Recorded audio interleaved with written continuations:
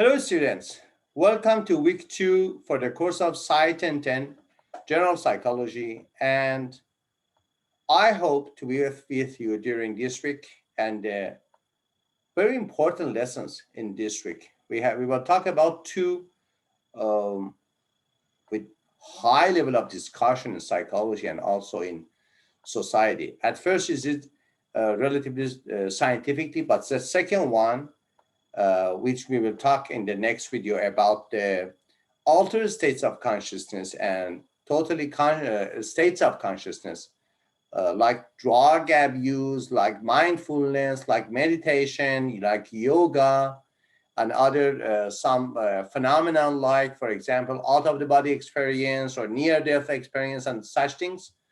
We will talk about in the next video.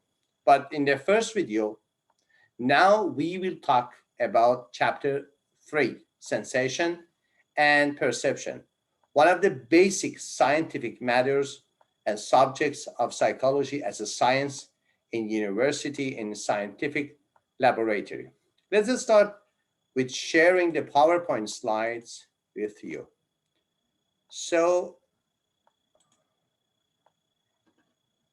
one of the basic concepts that you can find in all types and all books of general psychology in the first chapters, not in the last chapters, in the basic chapters, for example, you can find it in your book in chapter 3 about the sensation and perception, because everything begins with your brain. We talk about it in chapter 2 in week 1. And now after brain, everything begins with your sensation, 5 senses. And after that, the meaning of your senses in your brain, which is called perception. It's very important to know about the professional meaning of the word that we can use in every profession. So for example, you as the business students, at the marketing students, at the management students, have a very professional definition of such a word like, for example, market, bazaar, or sales, or buy. It's a very professional word for you.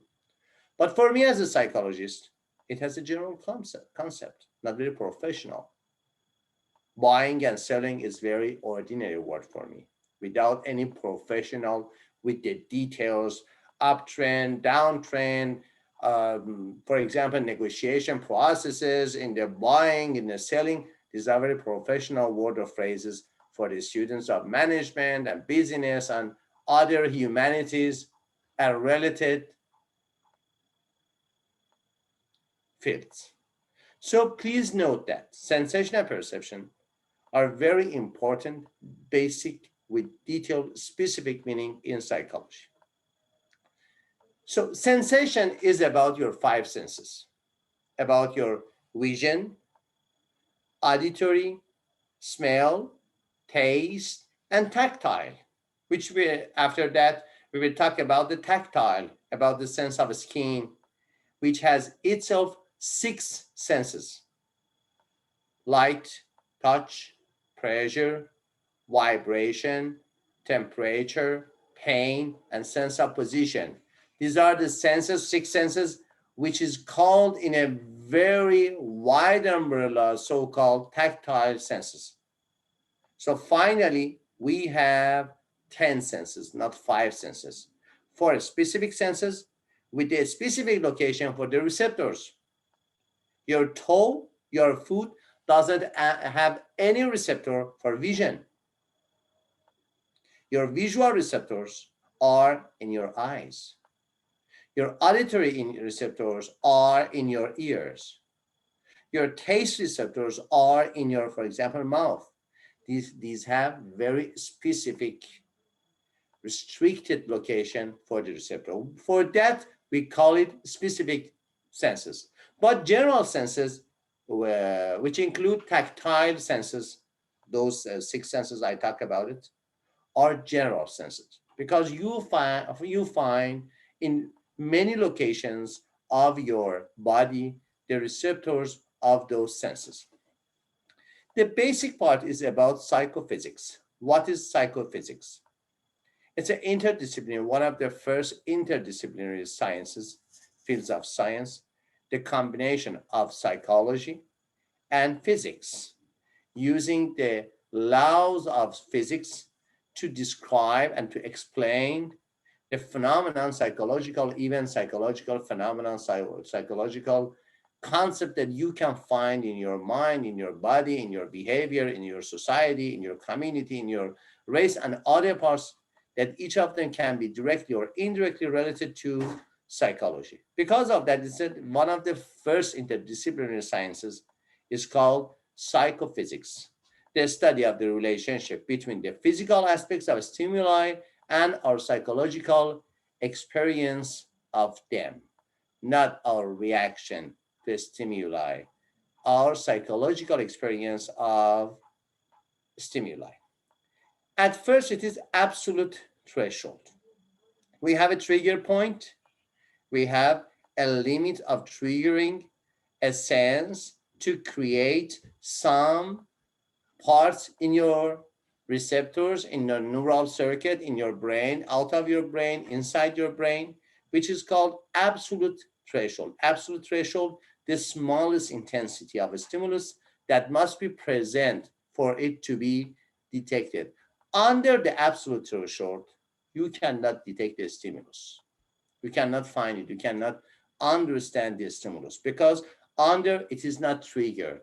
It is not triggered from your, for example, auditory receptor to your brain to have some meaning for what you have received as an auditory stimuli. Okay? So it is absolute threshold, the basic, the lowest threshold, the lowest intensity, the lowest severity of a stimuli that must be present for it to be detected. And another threshold is the threshold we should know to detect between two or three or more of them of a stimulus. How can I find that different, for example, sounds or different colors or different tastes or different touches? How can I find out the differences between the two sounds? The minimum intensity I need to distinguish, to find the difference between at least two stimulus is called difference threshold or just noticeable difference. So the smallest level of added or reduced stimulation required to sense that a change in stimulation has occurred. It is called difference threshold. The threshold I need, the minimum intensity I need to detect the differences between at least two stimulus, not only one. For detecting one stimuli, you should know about the absolute threshold. No need to difference threshold because there is nothing to have a differentiation between, for example, this stimuli and that stimuli. Only one stimuli to detect and to receive and to give meaning to the one stimuli. You only need the threshold, the minimum threshold. But for differentiation between at least two stimulus, you need the minimum level of change. Changes in added some intensity or reduction, increasing or decreasing. Between the different, to distinguish between the at least two different stimulus. We have a law, and one of the basic laws in psychophysics is found and coined by a very expert scientist in the field of physics and also in the physics of light and in the physics of sensation in body and also something which is called now psychophysics. He was Weber. It is called Weber's law. Weber's law said a basic law stating that a just noticeable difference, a difference threshold, is a constant proportion to the intensity of an initial stimulus rather than a constant amount. It is not about the amount, it is about the percentage, about the proportion. So Weber's law said that the just noticeable difference or a difference threshold is a constant proportion, is a constant ratio, is a constant percentage to the intensity of the initial stimulus rather than a constant amount. So we are not talking about the quantity. We are talking about the quality. One of the very useful phenomenon in our body, in our senses, is about sensory adaptation. Sensory adaptation make environment to be tolerable for us, because we find, and we can find also, sometimes we find without any intention, and sometimes we can find it intentionally, that we are overload and overwhelming with many senses, many uh, stimulus. For example, in audition, in vision, in tactile, in sense of skins, in taste, in smelling, and major parts of our senses are overwhelmed.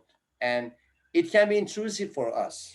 Because of that, except of the sense of pain, for other senses, we have a phenomenon so-called sensory adaptation. What is sensory adaptation? What does it mean? It means that if you have um, confronted with many senses, you will be adapted to senses. Honestly, it is not about the adaptation to senses. It's adaptation of sensory motors, or adaptation of the receptors, not only in the reception, because not only in the perception, because we have three parts: sensation, the first part; third part, it is perception; and second part is reception. Reception is the line between sensation and perception. If you sense, but you don't receive anything as an impulse to your brain, as an impulse, electrical impulse, neural impulse to your brain, neural impulse to the spinal cord, you cannot find anything in your brain. It doesn't have any meaning. It doesn't make sense for you. Why?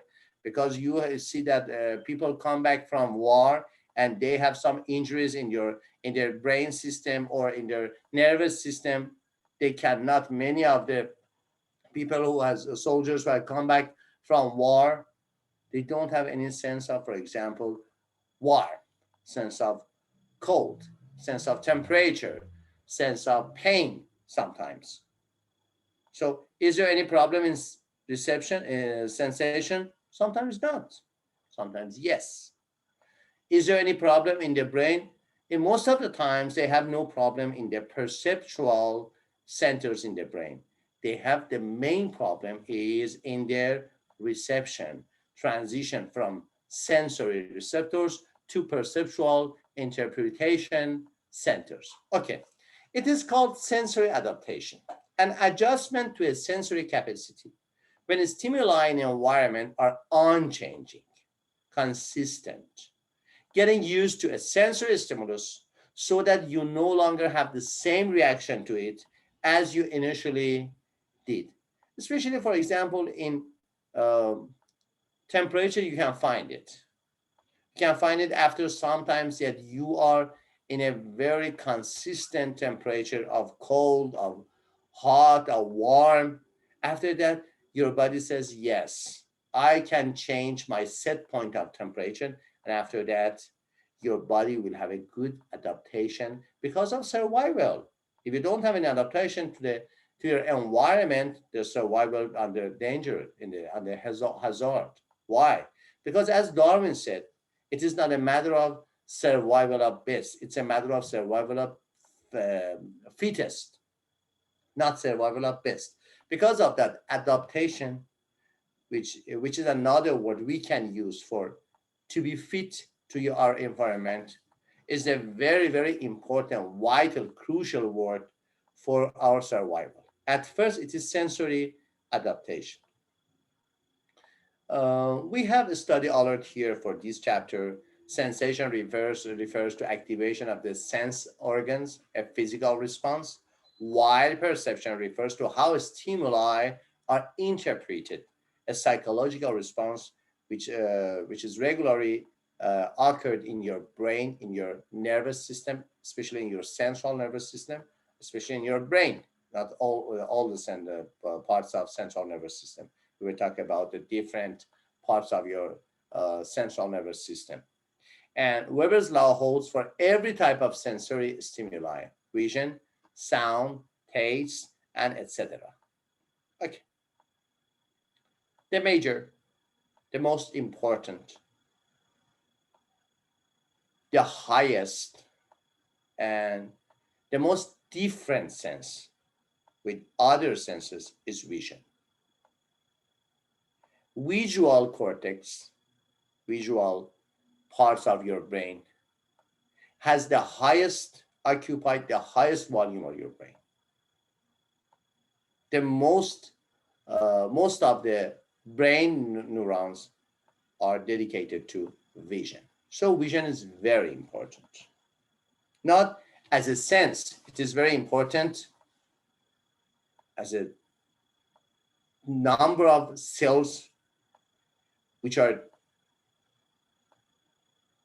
occupied for serving as the visual senses, as the visual cells in the brain and other parts of your body, especially in your eye also and your brain. Other parts of your body doesn't have any visual sensory, visual receptors, but your brain, and very important and very huge part of your brain, and also the most parts of your eyes is occupied by your visual receptors and visual sensation related cells. You can see a very simple picture of your eye structure at the front of the eye and the middle of your eye and back of your eye.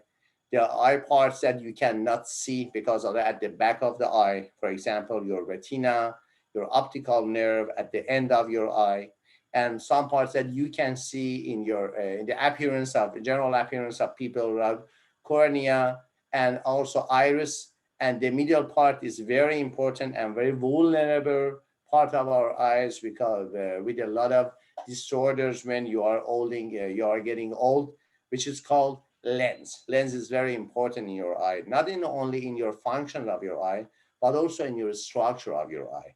In two parts of functions and structures, lens is very important and very vulnerable in related to other, in contrast to the other parts of your eye. So we can have some definition for the different parts of your eye. Retina, the part of the eye that converts the electromagnetic energy of light to electrical impulses for transmission to the brain. So what we receive from environment is light. What type of energy light has? Electromagnetic energy. What we will send to our brain is not electromagnetic, electrical impulses, not magnetic. It is a matter of impulse. So from material of impulse, the energy is electrical impulses sent from our eyes to our brain. Because of that, we need some parts of the brain to convert these different types of energy to only one type, which is called electrical impulse. The first part is retina. And what are thin cylindrical receptor cells in the retina that are highly sensitive to light? These are the receptors of the light. And cones shaped light sensitive receptor cells in the retina that are responsible for sharp focus and color perception, particularly in the bright light. So, sharpening, color perception is especially in the bright light, not in the dark light. The dark light is so easy for brain to detect, for eyes to convert. The dark light is more much easier than dark lights, much easier than bright lights. For bright light, for perception of bright light, we need very specific parts of our eyes. Cones are one part of this. Optic nerve, here you can see it. It is optic nerve. A bundle of ganglion axons that carry visual information to the brain. Here, it's a bundle, and after that, it is going to the brain. At the end, back end of your eyes, it is your eyes. And at the end part, you can find optical nerve or optic nerve. And one of the functions that should be done very, very specifically, precisely in your brain is feature detection. about the color, about the shape, about the brightness, about the movement. All are the features of what you are looking at, you are watching. The activation of neurons in the cortex by visual stimuli of specific shapes or patterns. This is the major starting point of perception. It is the major starting point for giving the meaning to what you have received by your senses, by your receptors. It is not perception. It is the major starting point which lead finally to perception. And the structure of eye, we call it, despite the similarities between eye and a traditional camera, vision involves processes that are far more complex and sophisticated than those of any camera. Furthermore, once an image reaches the neural receptors of the eye camera analogy ends. Until that part, yes, it is like we can find some similarities. After that, all the similarities will end. There is no similarity between camera and your eye after receiving the light. For the processing of the visual image in the brain is more reflective of a computer than it is of a camera. You can see here, it's a camera, and until this part, you see here, the camera lens of focuses the inverted image on the film in the same way the eye's lens focuses images on the retina. It is an inverted image, and also it's an inverted image. It is on the film in camera, and it is on the retina. Also, both of them, a camera and your eyes, has lens. And lens will create an inverted image on the film and also in your eyes, on your retina. After that, it is finished. There's nothing after shaping the inverted image on the film of your camera. It's done. It's finished. But after shaping the inverted image on your retina, everything is started again. The major conceptual, perceptual part of the image, which has shaped in your retina, is starting. It is a starting point of a very, very fantastic and complicated process, so-called visual perception.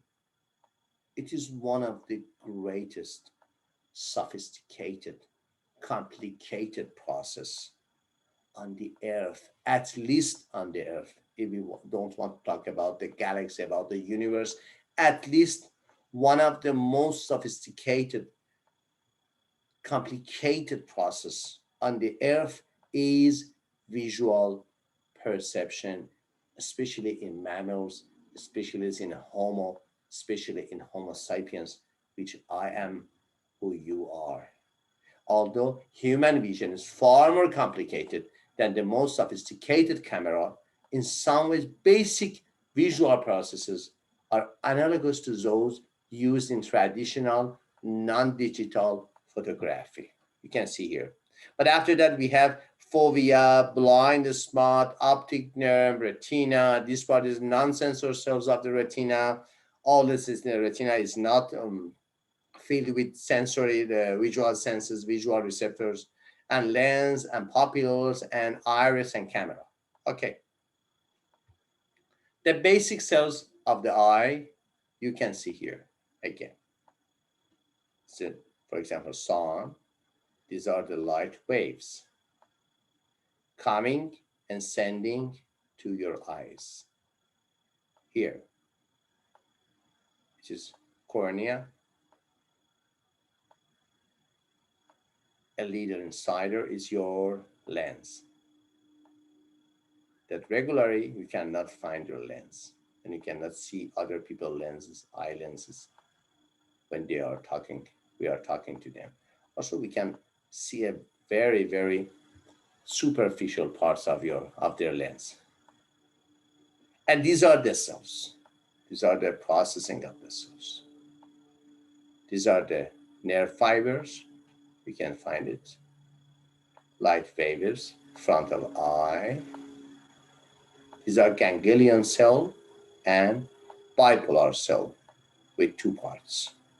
And these are cones and rods, receptor cells, and it is back of the eye. It's the part of retina. The part of retina. After analyzing, the first analyzing about the shape, about the color, about the movement, about the speed, about the depth, and other visual features of what you have seen, finally goes to brain, impulses to optic nerve, and by optic nerve, it finally goes to the brain. Light entering the eye, traveling through the ganglion and bipolar cells here, ganglion cells, layer of connecting neurons, and bipolar cells, and strike the light sensitive rods and cones located at the back of the eye. Is this part. Cones in green and rod in this part here, purple. The rods and cones then transmit nerve impulses to brain via the bipolar and ganglion cells. So the parts for converting are rods and cones. Also, you can see here again in a very macro, not on that part of micro, it is macro, in the great perception of what will occur, what happened in our mind, in our brain as a visual sensation. You see here, from right eye to left hemisphere, and from the left eye to right hemisphere. And we have some crossroad here. Because the optic nerve coming from each eye splits at topic chiasm. It is called chiasm. This part is chiasm. The crossroad, split road for two optic nerve. Right optic nerve go to left hemisphere, and left optic nerve go to right hemisphere, and there's a crossroad. There's a split part, which is called chiasm. The image to person's right is sent to the left side of the brain, and the image to person's left is transmitted to the right side of the brain.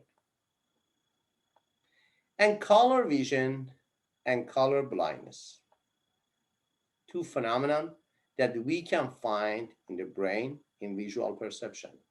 Color vision and color blindness, especially color blindness. We have some theories here for why we can find the colors of things, how we can sense and perceive the colors, and what is the problem in watching and looking and perceiving and giving the meaning like other people to the colors, which sometimes it is called color blindness. You are not blind. You are blind only to specific colors. Trichromatic theory of color vision, it is trichromatic. Chrome is meant color. Trichromatic is by three colors. Trichromatic theory of color vision, it says three kinds of cones exist. Three kinds of cones exist in the retina part, in the retina. One most responsive to blue, violet, one to green, and one to yellow, red.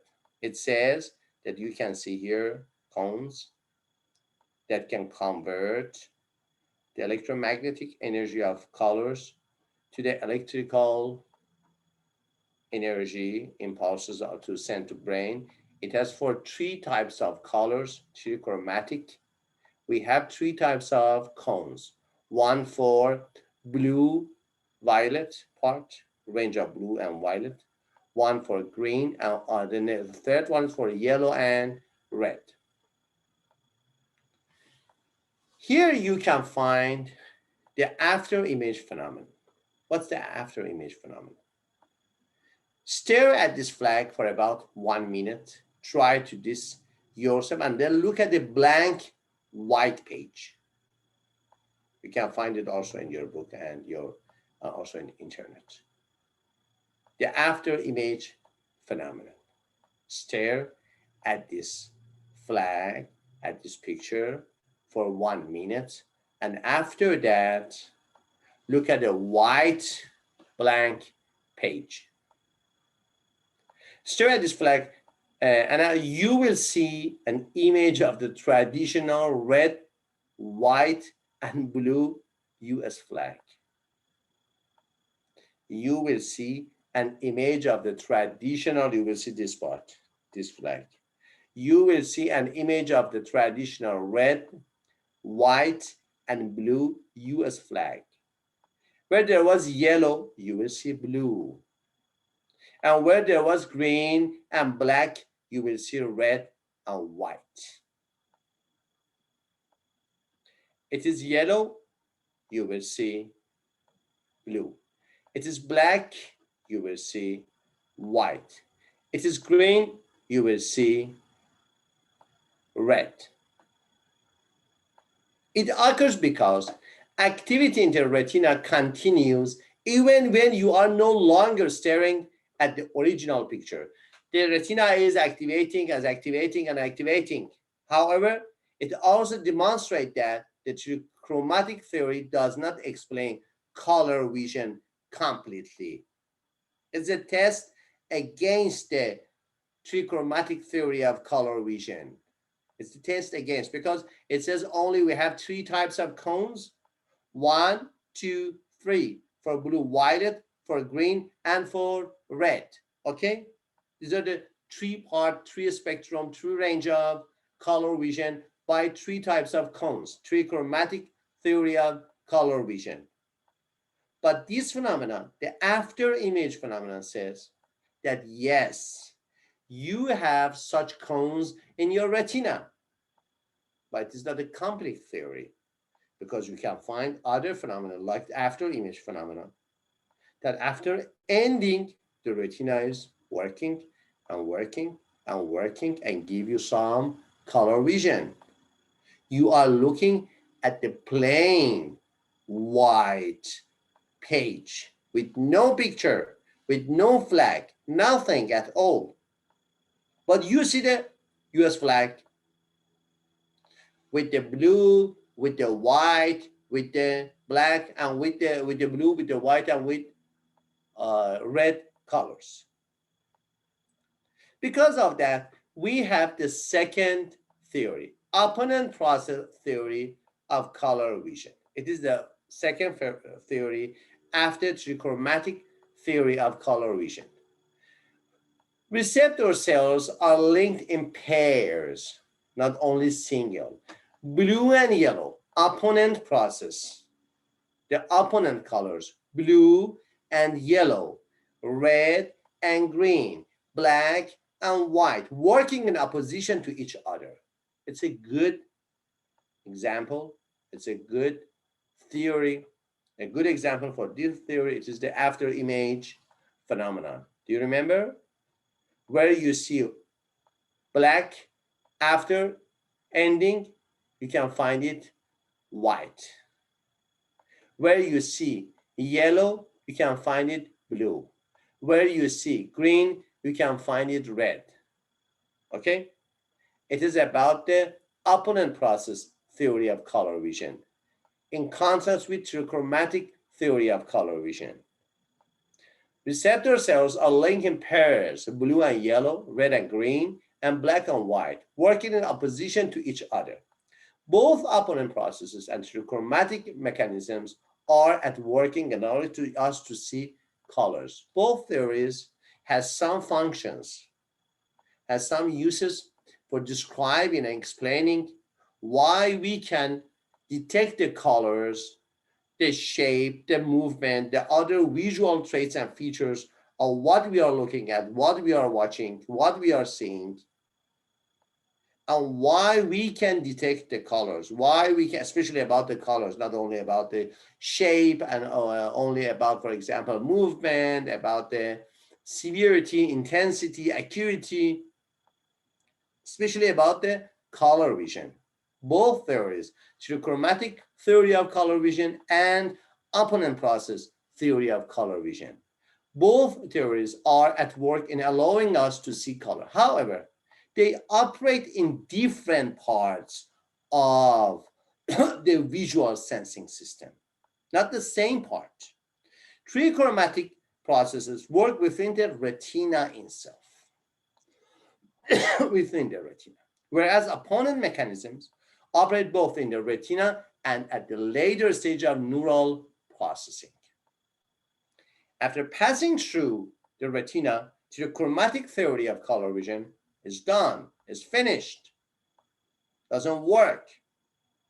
In the higher processing models, in the neural processes, especially in the brain, we can find, especially in the brain and after retina, in the structure of eye, but not only within the retina. Other parts of eye and after retina, we can find opponent process theory of color vision.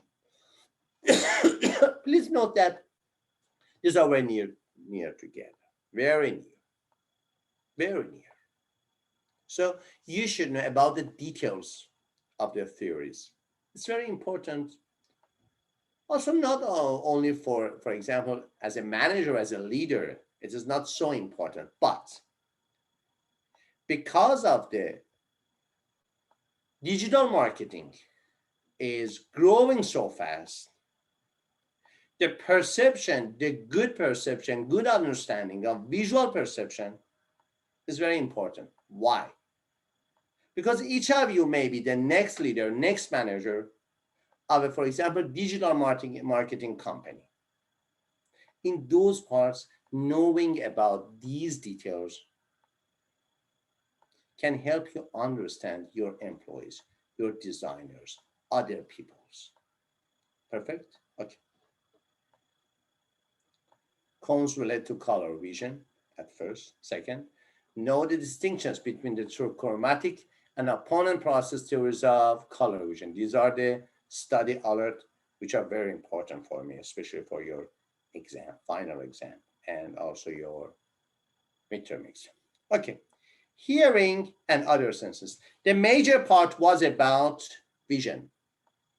Now we want to talk about other senses. Your hearing, your taste, your senses of skin, touch. Also, not only about the touch, one of them is about light touch, pressure and pain and temperature, and sense of position, and okay, that's it. Vibration. And now about the smell and other senses. Sensing sound.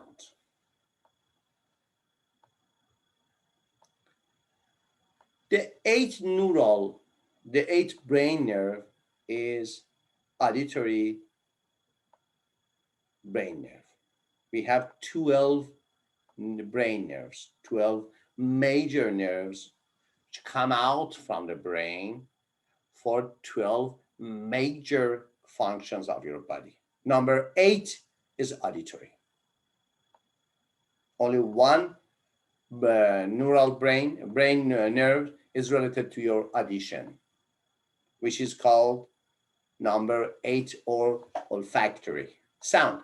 Movement of the air molecules brought about by vibration, which is called sound waves. So the key words in the definition of sound are at first vibration, 2 air. Sound is mean vibration of the air molecules. Because of that, between the vibration and air, we can find it wave. It is called sound waves. So what is the definition of sound? Movement of the air molecules brought about by vibration, so-called sound waves. The second part is eardrum. The part of the vibrates when sound waves hit it. It is external, we can find the movement of the air and coming to my ear. After that, one part is eardrum, the internal part of my ear, which react to the sound waves that I have received by my ear channel. It is ear channel. So the part of the ear that vibrates when sound waves hit it. And cochlea, a coiled tube that looks something like a snail and is filled with fluid that vibrates in response to sound, changing between the energy of sound to the energy of movement energy of a fluid in my ear. It is done by cochlea. And basilar member and hair cells. You are knowing now you are gaining some knowledge about the basic structure of your ear, about different parts that have three parts: external, middle ear, and internal ear. And you know very, very basic about the structure of your ear. It is not important to know about the details because it's not the course of physiology or anatomy of ear. It is only about the how we can sense and perceive in our brain, senses by our ear and perceive in our auditory, sensory, auditory perceptual centers in our brain. A structure inside the cochlea that runs through the center of the cochlea, dividing it into an upper chamber and the lower chamber. It is the basilar membrane. The basilar membrane is covered with hair cells. When the hair cells are bent by vibration entering the cochlea, the cells send a neural message to the brain.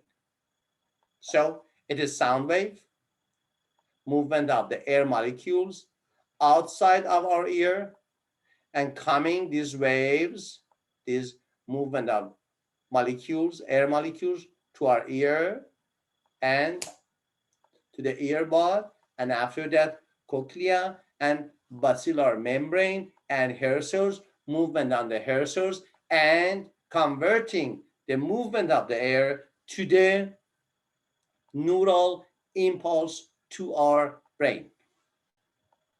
Another canal, that part, it is not about your listening, your sense of auditory sense, auditory perceptual. It is about your balance, sense of balance. But the center is also in your ear. Because of that, if you do it, after sometimes you feel, oh, wow, it is something that you cannot stand on your foot and say, yes, I should sit down. I'm falling down. Sense of something like vertigo, that you cannot do anything. Also, it is not about the listening. It is about the sense of balance. Three tube-like structure of the inner ear containing fluid that slushes through them when the head moves, signaling rotational or angular movement to the brain. It is about the sense of movement of your head and also about your total body. The major parts of ear that you can see, it is external part, this is pinna, and auditory canal, and come, here. Here is eardrum. The first part is eardrum. And the movement of the molecules sent to eardrum. And after that, it is hammer, also it is called hammer, and with the very details, it's not important for you. It is the internal part of your ear. This is cochlea. This is auditory nerve, go to the brain, vestibular system, which is used for sense of balance. Eustachian tube, which is go to throat. Here is throat. At the end of the ear is throat. And it is inner ear and middle ear and outer ear. And it's you that you are enjoying the music without thinking about the details of your ear and what is happening in your mind, in your brain. What about your neurons? What about your neural cells? What about the neural centers? Only enjoy the music. But many, many, many cells and many, many, many complicated systems are involved to give you a sense of joy when you are listening and you are paying attention to a very fantastic masterpiece of music. Also, because of these great, specific, and precise system, you can perceive the meaning of the music and you have some imagination about the music. The second one, the third one is sense of smell or olfaction. Molecules enter the nasal passages and pass over olfactory cells, receptors neurons, response and sent to brain, where they are combined for recognition of the particular smells. These are the olfactory cells.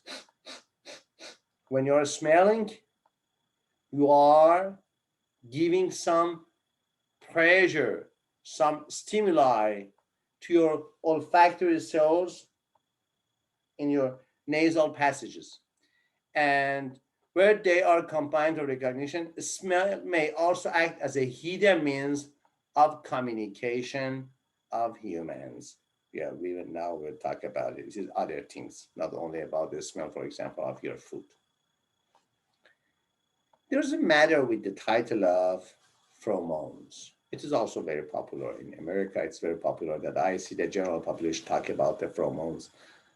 Not too bad. Why not? It's a very scientific phrase, scientific vocabulary, scientific terminology. I know. But that's good that the ordinary people know something, also not complete, very small part of the meaning, a small part of the exact meaning of pheromone. What's pheromone?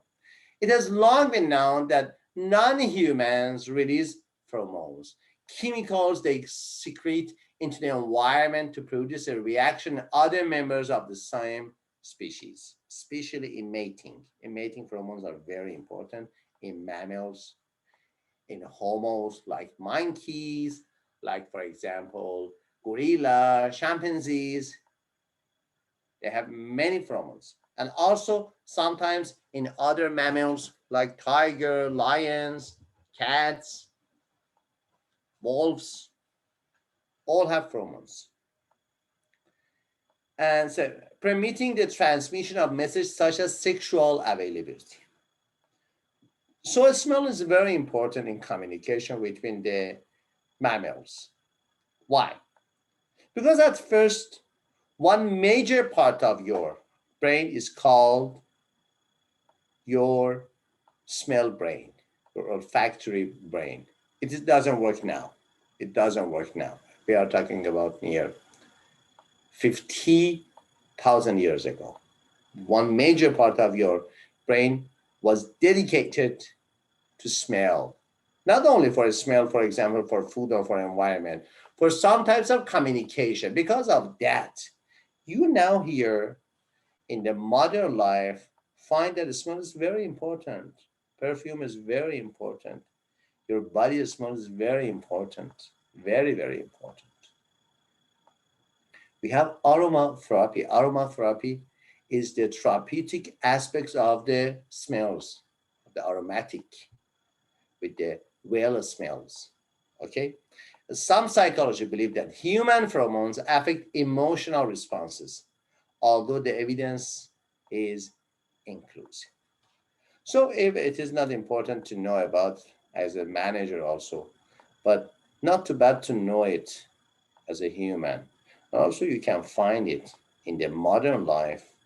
You can find it very helpful to create some unconscious, not conscious, some unconscious affect and impacts on your customers, on your employees, on your co-workers, on your family members, and other people that may be so important for you. Okay. More than what 1,000 types of receptor cells known as olfactory cells, you can see here, are spread across the nasal cavity. The cells are specialized to react to particular others, not for all the smells, not for all the other, for particular, for specific others.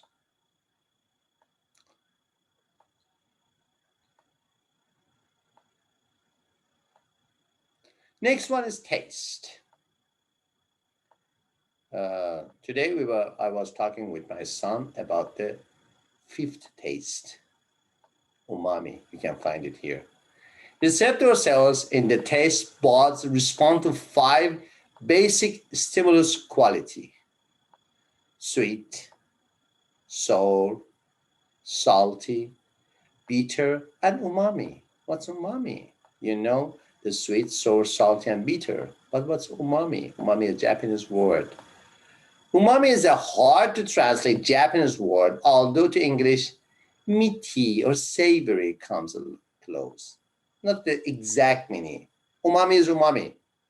If you are the Japanese man or woman, you cannot understand the meaning. Also, I cannot understand the exact meaning because it cannot convert to the word. It cannot convert to the vocabulary. You should know the context of that word. For example, in that culture, because of that contextual conceptualization, cultural conceptualization, contextual conceptualization is very important. But okay, we want to know about the umami. Umami is something near to meaty or savory. Chemically, umami involves food stimuli that contain amino acids, the substances that make up proteins. It is the taste of meat, not sweet, not sour, not salty, not bitter. It is umami. The sense of taste differs significantly from one person to another, largely as a result of genetic factors. We have some dominancy. We have some dominancy in sense of taste in people. For example, people, I love sweet. Everything can be sweet for me. I love it. But for example, I know other people that not only, honestly, I didn't know anybody to have dominancy for bitter taste, but for salty taste, my son is for salty taste. Sour, my wife is about sour taste. She knows the taste, so everything which is sour is very delicious for her. For me, sweet. For my son, salty. Umami, I can find it for everybody who is not vegetarian also. Sometimes, yes, in vegan diet, I know that they want to have the taste of umami, but it is not about the meat. For example, for vegetables, but the taste of umami. And let me hear the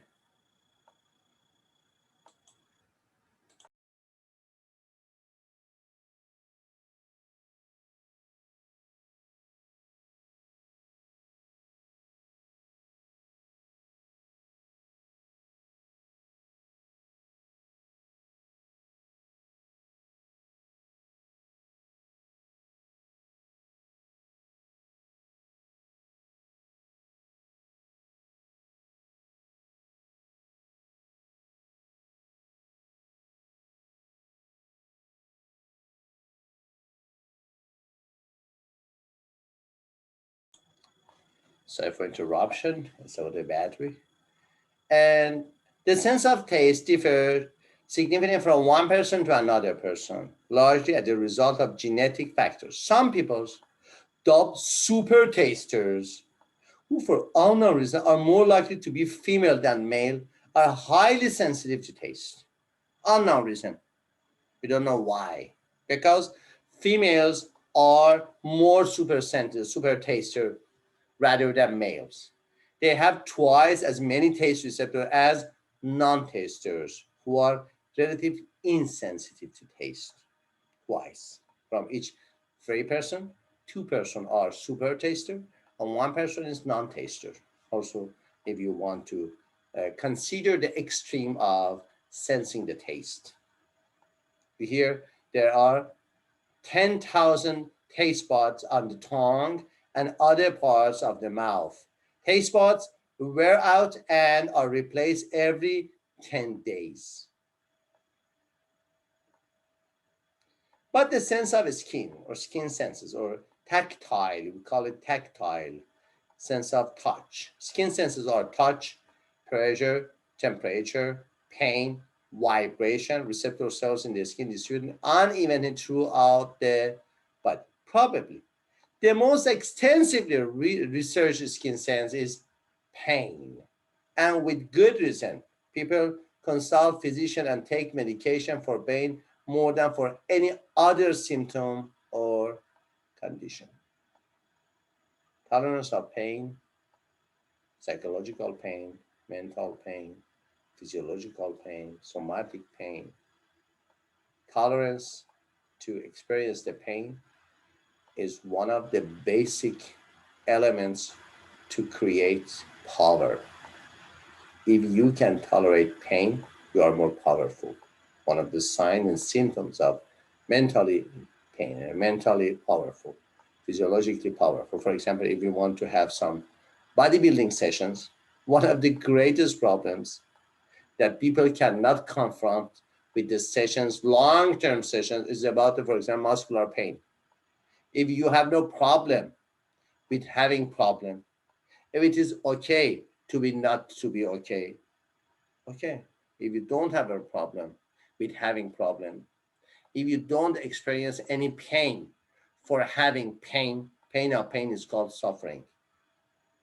When you have some pain because of experiencing other pain, the second pain is suffering. It is not called pain, something more different, very, very psychological, very psychological.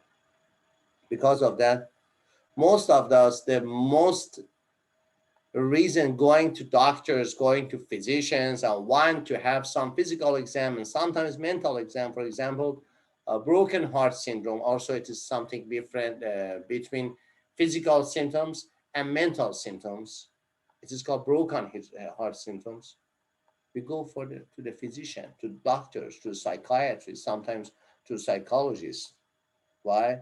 Because I feel pain in my mind, in my heart, in my spirit, in my soul, in myself, in my ego. Pain as an emotion, pain as a cognition, pain as an action, pain as a reaction.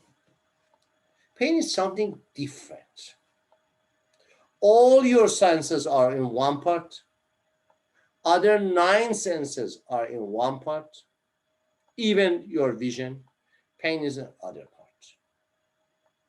Pain is totally covered all the senses, all other senses. Your visual pain, your auditory pain, is there any things, something like taste pain, pain of taste? I haven't heard or experienced something like, but I know that when you don't have, you are experiencing some undesirable taste, it is something like pain, but honestly, it is not pain. Losses to U.S. business productivity due to employee pain is more than $60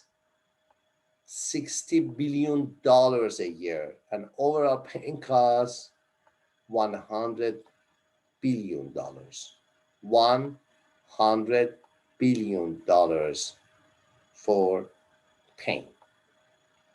Skin cell in various areas of your body. The lower the average threshold is, the more sensitive a body part is. The fingers and thumb, lips, nose, cheeks, and big toe are the most sensitive. You can see here in the picture. The lower the average threshold is, the more sensitive a body part is. The fingers, ear, and thumb, lips, nose, cheeks, and big toe are the most sensitive part of your skin. You can see here the numbers and the mean threshold, average threshold. The sense of pain is a substance P. P is from the beginning of the pain. Pain is a response to a great variety of different kinds of stimuli. A light that is too bright can produce pain, and the sound is too loud can be painful. One explanation that pain is an outcome of the cell injury. When a cell is damaged, regardless of the source of damage, it releases a chemical called substance P that transmits pain message to the brain. Pain is very important to protection. Pain is the most important phenomenon. Experience pain is the most crucial, vital phenomenon for your survival. Without no pain, also, as Proverbs says, no pain, no gain. I know. But no pain, no life, no survival. And one of the theory in experiencing pain is gate control theory of pain that says particular nerve receptors in the spinal cord lead to specific areas of the brain related to pain. Because of that, the spinal cord is very important to sense of pain. And in some mental disorders, mental problems like depression, that the substance, for example, serotonin, that decrease in experiencing of depression, one of the other mood related functions that serotonin has is controlling and stopping the sending pain from spinal cord to brain. When serotonin decreases, sending pain is more and more and more to the brain. Because of that, people with depression, with MDD, major depressive disorders, also always have a complaint about, for example, lower back pain. And they go to the doctor, doctor says, there is nothing in your MRI from your lower back. But he or she said, no, but I feel pain in my lower back. The doctor said, yes, you should use medication about major depression. And after that, for example, using 2 months of Prozac, 2 months of Zoloft, for example, the patient says, wow, yes, at first my mood is very good. Secondly, my lower back pain decreases. Why? Because it's not about the pain, about the sending the pain message to the brain from the spinal cord, which is related to the substance which involved in creating, decreasing, or increasing the happiness, so-called, for example, serotonin. And pain management, what are the orders? Psychologists and medical specialists have devised several strategies to 50 million people in the United States who suffer from chronic pain, not acute pain. At first, very easy, using the painkillers, medication. Welcome to the pharmacy.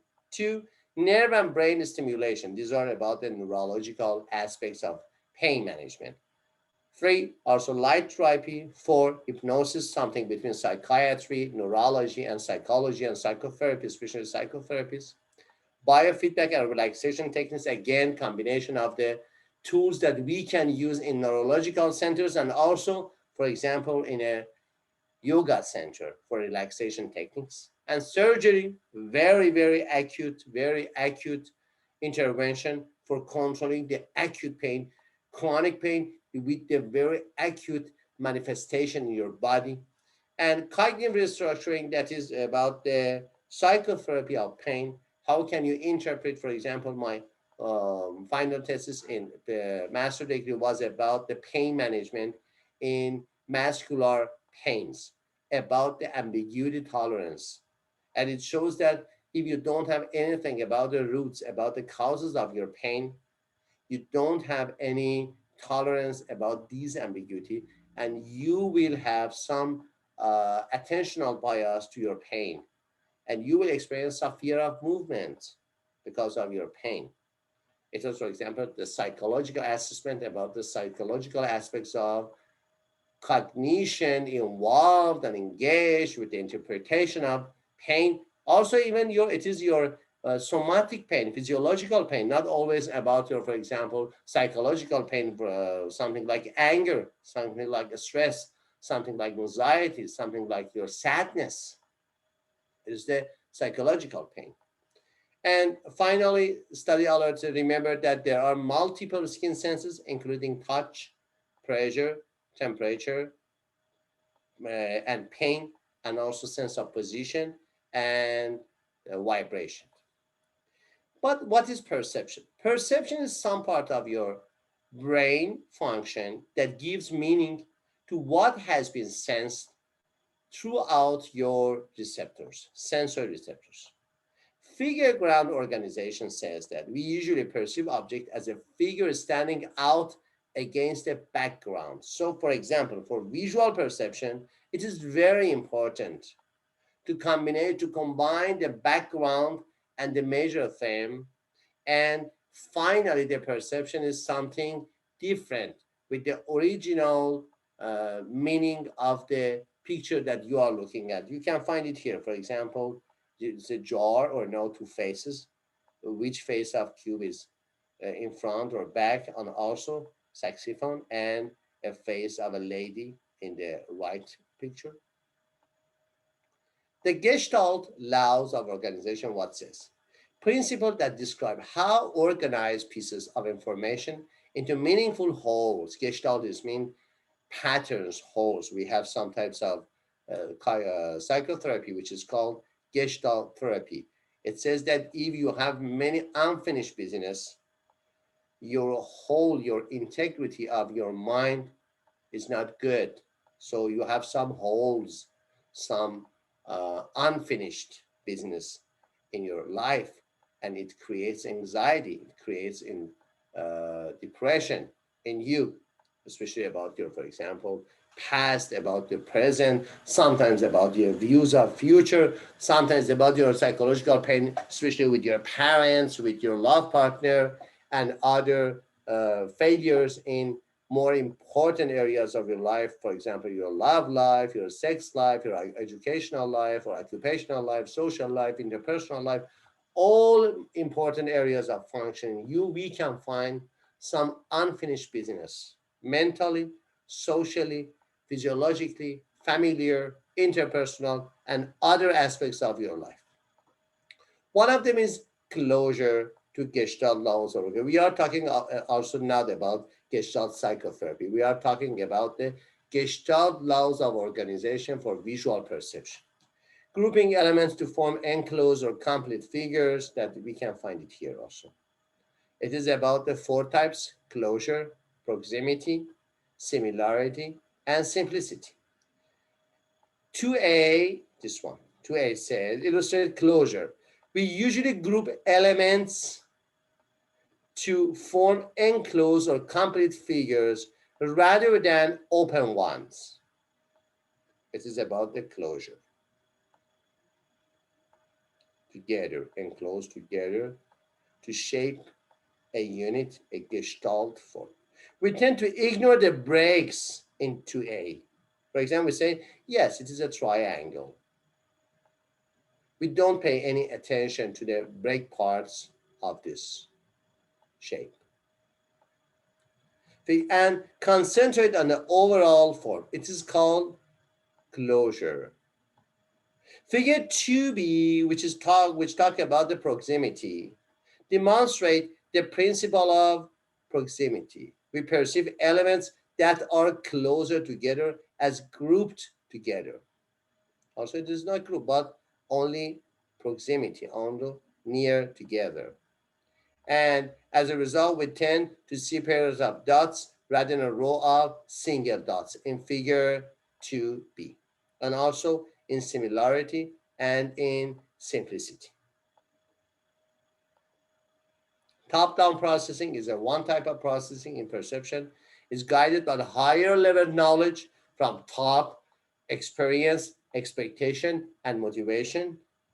You can see here, higher level knowledge, for example, although at first it is difficult to distinguish anything in this drawing, keep looking and eventually you will probably to be able to see the figure of a dog. The dog represents the gestalt or perceptual whole, which is something greater than the sum of individual elements. It is called top-down processing, looking at the whole perception, not with the details. It is creating a whole picture, a whole concept, a whole meaning. Top-down processing, it is something like this picture. Or for example, the power of context that says, for example, 10, 11, 12, 13, 14, and 13 is something like the alphabet B. The power is shown in this figure. Note how B and 13 are identical. And bottom-up processing says, by processing from the individual elements of a stimulus and moving up to perception of the whole. And perceptual consistency, what say? Physical objects are perceived as unvarying and consistent despite changes in appearance or changes in the physical environment. For example, the image on your retina of a person far away from you is very small, but you understand or perceive her to be normal size. You can see here, when the moon is near the horizon, we don't see it by itself, and perceptual concepts lead us to take into account a misleading sense of distance. Also, it is about the moon, very, very far from us. But because of the context, we have some different perception of the moon when it is near the horizon. And depth perception is very important. One of the basic concepts in developmental psychology is that when and how children start to experience, to perceive depth. It is called depth perception, also by Piaget in Switzerland, working depth perception in their childhood. The ability to view the world in three dimensions and to perceive distance. It is about the meaning of depth perception, distance, and dimension. Binuclear disparity and monocular cues. The difference in the images seen by the left eye and the right eye, it is binuclear disparity and monocular cues. In some cases, certain cues permit us to obtain a sense of depth and distance with just one eye. It is called motion parallax, the change in position of an object on the retina caused by movement of your body relative to the objective. For example, you can see our perception makes the dog should appear huge. And motion perception, depth perception, motion perception, how we do can find that yes, something is moving and we have a good perception of motion. Movement of an object across the retina is perceived relative to an unmoving background. If we have two moving, oh, we were confused about for example, when train is going, okay? If a stimulus is coming toward you, the image on the retina will expand in size, filling more of the visual field. But we assume the stimulus is approaching rather than is growing in size. Yes, it's coming near to me, it's approaching me, but it creates a wide vision on my retina. We factor information about our head and eye movement with information about changes in retinal image. And finally, we can see here about the visual illusions, that physical stimuli that consistently produce error in perception, embedding in Parthenon, the correct concentric and architectural wonder that looks perfectly straight, with right angles at every corner, as in A. However, if it had been built with complete turn right angles, it would have looked as it does in B. To compensate for this illusion, the pattern was designed to have a slight upward curvature as shown in C. It is called visual illusion. The scientific meaning of illusion is that we have some real stimulus outside of our body, and we have some real perception inside our brain. But the perception is not correct in relative to what has been what the stimulus outside our body. If there is no stimulus and we have perception, it is not called illusion, it is called hallucination. No sensory perception. Perception without any sensation is called hallucination. But if we have wrong perception, it is called illusion that we will talk about when we are talking about the altered state of consciousness. We will talk about the drugs and hallucinogens. But one of the quality that produced with hallucinogens is illusions. Okay, the last thing is about the Muller layer illusion. It's something like it that in shape A, shape B, and also in shape C, what we'll see. In this law, the vertical line on the right appears longer than the one on the left, but the same, honestly, it is the same size. One explanation for this illusion suggests that the line with arrow point directed inward is to be interpreted as the inside corner of a rectangular room extending away from us. We can find it in C. And the line with arrow points directed outward is viewed as the relatively close corner of the rectangular object, such as the building corner in B. Our previous experience with distance cues lead us to assume that the outside corner is closer than the inside corner, and that the inside corner must there be longer. Also, it is about our illusion. Because the founder and two scientists who discovered this illusion, one Muller and next one was Lear. Okay, students, this session is finished. I know that good information, also very detailed and specific, certain information was delivered to you. I know it. It's a science. I know it's a science, and not too bad to know a little about the details of your perception, also as general knowledge, and also as because after this we will talk about these concepts, for example, in social life, in sexual life, in management techniques. If you know that yes, this is the perception in our brain, this is the structure in our brain, your interpretation from the process during the interpersonal and social phenomenon in your job, in your organization, in your company, if you have some specific interpretation, scientific based interpretation, you will be someone different from other managers and leaders. Thanks for giving me your time and watching this video. See you again in the next video for the states of consciousness.